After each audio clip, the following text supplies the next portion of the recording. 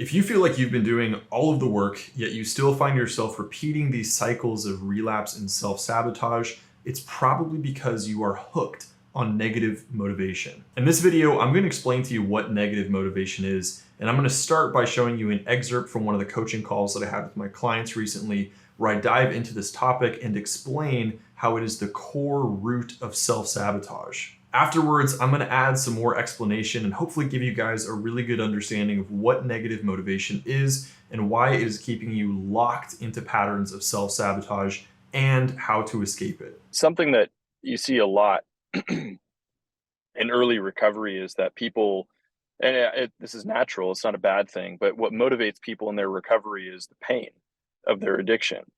There's a sense of like, I'm at the edge of my rope, or I'm at the end of my rope, and if I don't change something, like I can't keep enduring this pain. And so the thing that's motivating us early on in our recovery is pain or shame or anger, or the threat of loss or something like that. And then inevitably what you find is that after a month or 2 months or 3 months, as the memory of that pain starts to fade and you start to feel comfortable, all of a sudden you lose the source of your motivation. The pain's not there anymore, or at least it's not right in your face the way that it was 3 months ago. Um, I heard Jordan Peterson one time. He said that if you want to figure out what somebody believes, like what their God is, uh, see what they turn to when they need power to change.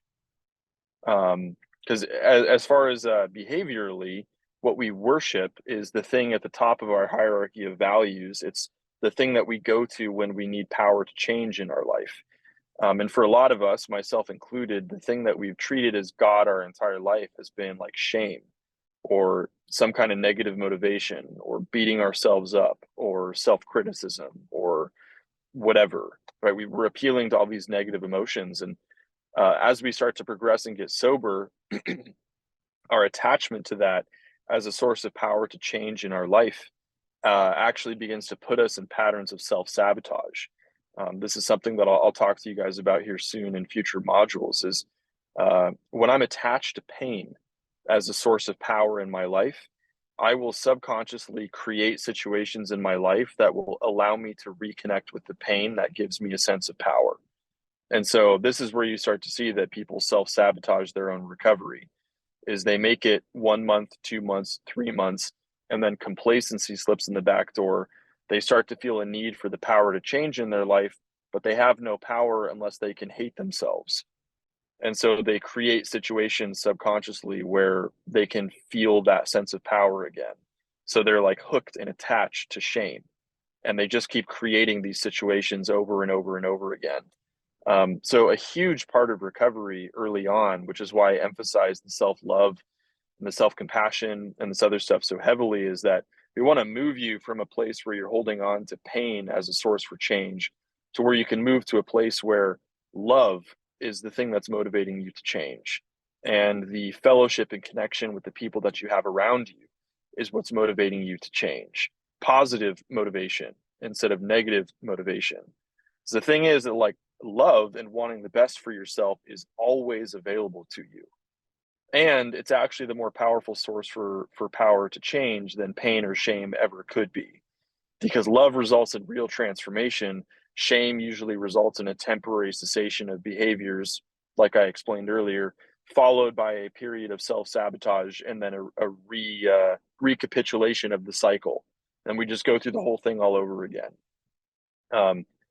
So yeah, moving from shame into love as the source for power is a huge part of what, in my experience, the transformation of early recovery starts to look like. So, as I mentioned in that excerpt that you just watched, as long as we are attached to shame, blame, self criticism, and these other forces of negative motivation as sources for power to change, we will continuously and subconsciously engineer situations in our life to justify us in feeling those emotions again. We will blow up relationships. We will relapse in our addiction. We will sabotage success. We will keep joy at arm's length The list goes on. I also want to invite you to explore this theme a little bit deeper because I think it's way more profound than it might seem on the surface. To be attached to negative motivation doesn't just reveal that we believe that we are deserving of shame, blame, self-criticism, and all the rest. It's actually the much deeper belief that these things are the most powerful forces available to us in the universe to bring about change, healing, and positive transformation in our lives. I mentioned this briefly in the call, but I would like for you to take a really spiritual angle on this. What does it say that we believe that the most powerful source for power to change is shame? If I frame it like that, does it start to make a little bit more sense to you? How this could be driving an enormous amount of dysfunction in your life. Now, if your actions reveal to you that you historically turn towards negative motivation as a source for power to change, the way that we break out of this cycle is by making a conscious decision to stop practicing negative motivation and instead turn towards what I could superficially call positive motivation as a source for power to change. Now, positive motivation, in contrast to negative motivation, as you might imagine, is where we turn towards love, immense warmth, kindness, and compassion as the source for power to change. Now, I'd like to run through a couple examples to juxtapose what living in negative motivation sounds like versus what living in positive motivation sounds like. Let's say, for example, that you just had a relapse in your recovery. Now, in a world of negative motivation, you will likely have an inner voice that is that of a scathing critic who is upholding you to an impossibly high standard and always finding you lacking. Your internal dialogue might sound something like this. How could you do this again? Why can't you just remember what this feels like and stop? Why are you so weak? Is anything ever going to be enough to make you stop? Why can't you just be stronger? You need to man up and get this out of your life. You are a failure. You need to stop being so weak.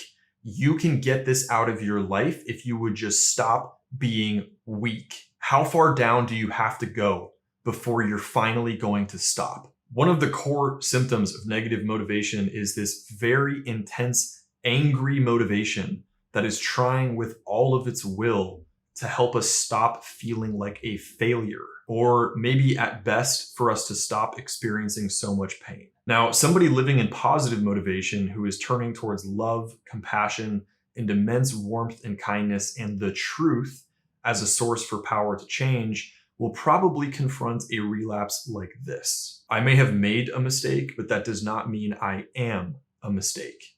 I can and will learn from this mistake to grow in my recovery and do better next time. I am not a bad person here trying to get good.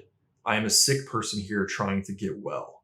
I am worthy of recovery. I am doing this work because I am worth healing. Developing this addiction was not my fault. I did not choose to have the upbringing that I had. I didn't choose to create the internet. I didn't choose to create the porn industry. I didn't choose to give myself a brain that was susceptible to porn addiction. But recovering from this is my responsibility. I will not give up on myself. No matter what it takes, I am worth recovering. I'm so sorry for this pain. I know this hurts, but I'm here for you. I'm not giving up on you, and we're going to get through this. I promise. Now, it's probably pretty obvious to you after hearing that example what the difference is between negative motivation and positive motivation. And while on the surface and in practice, it might simply sound like changing the way that we speak to ourselves, it's actually a much deeper decision to abandon the central ineffective strategy for bringing about change in our life and choosing the one and only way to bring about true and effective change, healing, and transformation.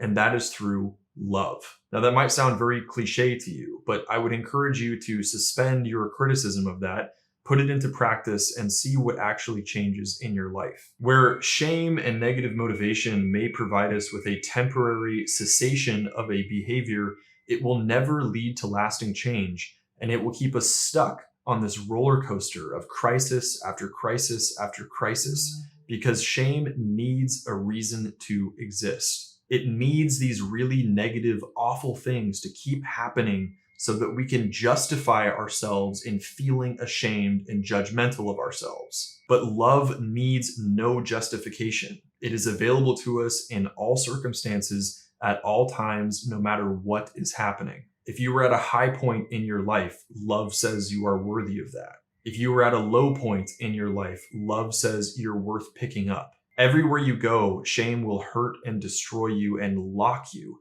into patterns of self-sabotage. But where shame causes pain, love will heal. Where shame creates bondage, love will free. And where shame destroys and self-sabotages, love will create new life. Making this decision to turn towards love will set forth a new process, not one of continuous self-sabotage and self-destruction, but one of freedom. Now, I know this is a big statement, but making the decision to abandon negative motivation and turn towards love, compassion, and immense warmth and kindness for ourselves and for our life is the single most impactful decision that you can make in the trajectory of not only your recovery, but in your life. Now, I would love and be honored to be a part of your recovery journey. And if you want help making this change, go to the link down below and join my free community. I'm putting a ton of great free resources in there. And you can also get one-on-one access to me to ask me your questions and actually get my personal feedback for free. You have nothing to lose. Go sign up down below. I'll see you there.